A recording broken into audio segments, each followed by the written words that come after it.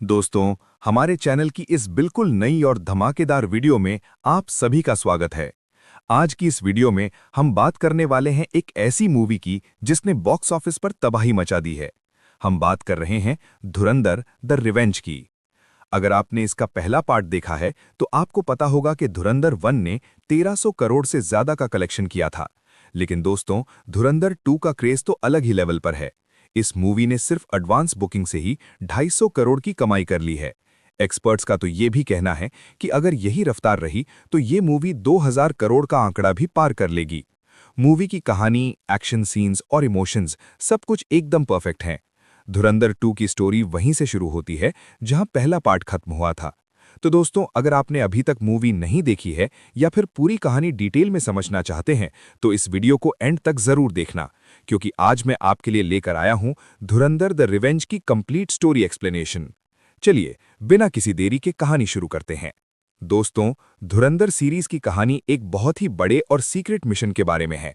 इस मिशन का मकसद है दुश्मन देश को अंदर से कमजोर करना, ताकि वो हमारे देश पर कभी आंख उठाकर न देख सकें। इस मिशन को नाम दिया गया है मिशन धुरंधर।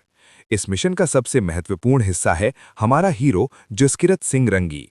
जसकिरत को इंडियन इंटेलिजेंस ने एक नया नाम और नई पहचान दी है, हमजा अली अंसारी। उसे दुश्मन की बॉर्डर के उस पार भेजा गया है ताकि वो वहां के सिस्टम में घुसकर उन्हें तबाह कर सके। लेकिन दोस्तों, जसकिरत का हीरो बनने का सफर इतना आसान नहीं था। मूवी की शुरुआत में हमें उसकी बैक स्टोरी दिखाई जाती है, जो साल 2000 के आसपास की है। जसकिरत पंजाब के पठानकोट के एक छोटे से गांव में रहता था। उसका एक प्यारा सा परिवार था, उसके माता पिता और 2 बहनें। वो एक खुशहाल जिंदगी जी रहा था, लेकिन किस्मत को कुछ और ही मंजूर था।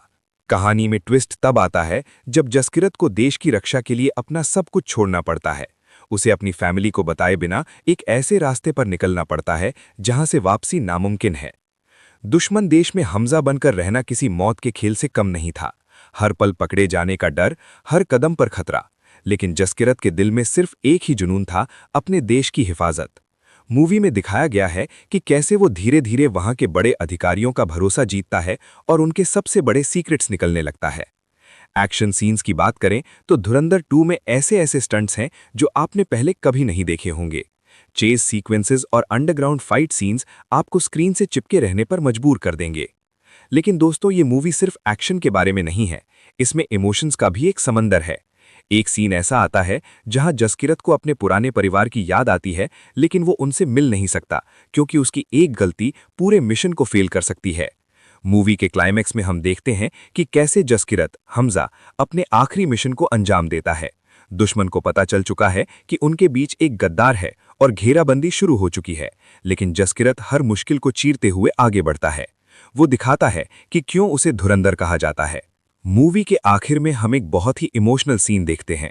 मिशन पूरा करने के बाद जसकिरत चुपके से अपने गांव पठानकोट वापस आता है।